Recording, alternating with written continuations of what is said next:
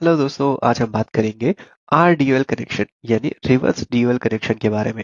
यानी अगर आपको एक मोटर को फॉरवर्ड या रिवर्स डायरेक्शन में चलाना है तो कैसे इसके कनेक्शन किए जाते हैं। सबसे पहला हमारे पास एक नॉर्मल कॉन्टेक्टर रहेगा और ये हमारी थ्री फेज सप्लाई है। ये हमने मोटर के साथ डायरेक्टली कनेक्ट करी है और बीच में एक ओवरलोड रिले है जो कि ओवरलोड को सेंस करेगी। अब जैसे ही हम लोग इस कॉन्टेक्टर को ऑन करेंगे तो ये जो हमारी थ्री फेज सप्लाई है ये मोटर पे चले जाएगी और मोटर हमारी फॉरवर्ड डायरेक्शन में या फिर क्लॉकवाइज डायरेक्शन में घूमने लगेगी। ऐसा क्यों होता है? क्योंकि आप जानते ही हैं थ्री फेज सप्लाई की वजह से मोटर में रोटेटिंग मैग्नेटिक फील्ड बनता है और यहाँ पे जो इसके स्टेटर में रोटेटिंग मैग्नेटिक फील्ड बन रहा है वो क्लॉकवाइज डायरेक्शन में बन रहा है, इसीलिए ये जो मोटर है क्लॉकवाइज डायरेक्शन में घूम रही है। अब अगर मुझे इस मोटर को रिवर्स डायरेक्शन में घुमाना है यानी ये जिस दिशा में घूम रही है उससे उल्टी दिशा में इसे चलाना है तो इसके लिए मुझे क्या करना होगा? इसके लिए सिंपल ही मुझे ये जो आर वाई बी के हमने कनेक्शन दिए हैं मोटर को इनको पलट देना है।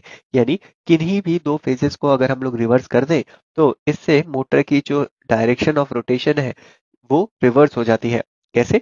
तो हम ये करेंगे, यहाँ पर हम लोग यहाँ पर एक एक्स्ट्रा कॉन्टेक्टर लगाएंगे।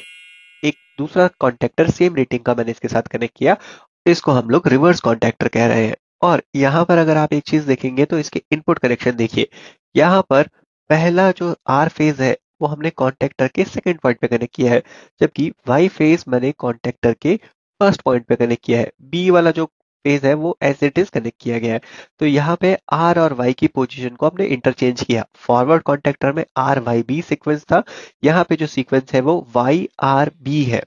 अब इसी सीक्वेंस को आगे बढ़ाते हुए वाई वाला वायर हमने मोटर के फर्स्ट टर्मिनल पे कनेक्ट कर दिया, आर वाला वायर मोटर के सेकेंड टर्मिनल पे कनेक्ट कर दिया और बी वाला वायर उसी तरह से पहले की तरह से ही थर्ड टर्मिनल पे कनेक्टेड है।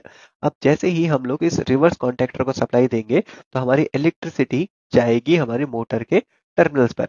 अब इस बार फेज सीक्वेंस रिवर्स होने की वजह से मोटर की जो डायरेक्शन ऑफ रोटेशन है यानी मोटर की जो घूमने की दिशा है वो रिवर्स हो जाएगी, क्योंकि मैग्नेटिक फील्ड जो इस मोटर में बनेगा वो भी रिवर्स हो जाएगा। तो एक मोटर को अगर हमें रिवर्स डायरेक्शन में रोटेट करना है तो सिंपली हम लोग फेज के कनेक्शंस को इंटरचेंज करके ऐसा कर सकते हैं।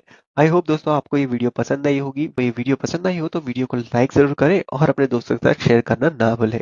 मिलते हैं आपसे अगले वीडियो में, तब तक के लिए good bye and take care.